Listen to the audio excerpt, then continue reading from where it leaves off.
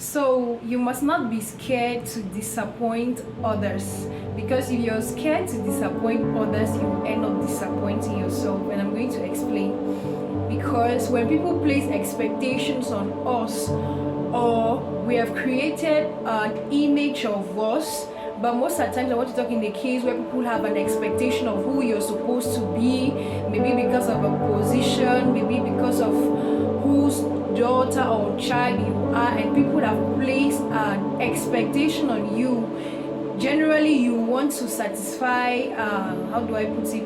You want to please people. You want to do everything to fit in with that image or that expectation that people have for you, which meanwhile you might be suffering, and it's not the case. So don't be afraid to disappoint people, because the people you're scared of disappointing at times might not show up for you when they realize that you are not who you were. And sometimes they even forget that you acted that way, maybe because they place a demand and an expectation on you.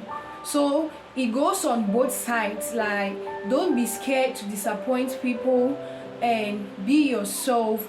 And I'm talking from a standpoint of somebody that has been there, because for close to 7 years I was stuck in a class, and I had to pretend and lie and say all kinds of things, because I was scared of disappointing those that counted on me so much. Like they were those that gave me the money, they supported me, things were not moving, and I could not just bear to disappoint them.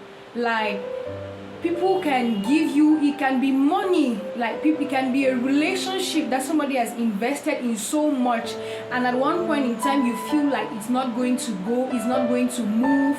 Like in my case, I was stuck in the class and at the university, and because my parents had spent so much, they had high expectations of who I'm supposed to be. They looked up to me so much. Like, I was the last person they would be thinking of when it comes to disappointment. And instead of facing that disappointment and acknowledging where my weakness, I wanted to show up with that expectation they had of me, and at the end of the day I ended up disappointing myself and disappointing them. So it's so important to define. The Bible says when you come to God with your weakness, then He makes you strong.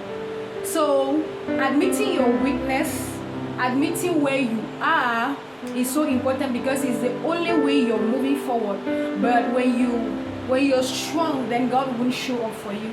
When you have it all put together, all packed together, then you won't need help. I remember somebody saying, God can send somebody to come and help you, and when they come, they see the way you're looking so nice, you have everything put together, and they go back thinking they made a mistake, and it's not you they were coming to help.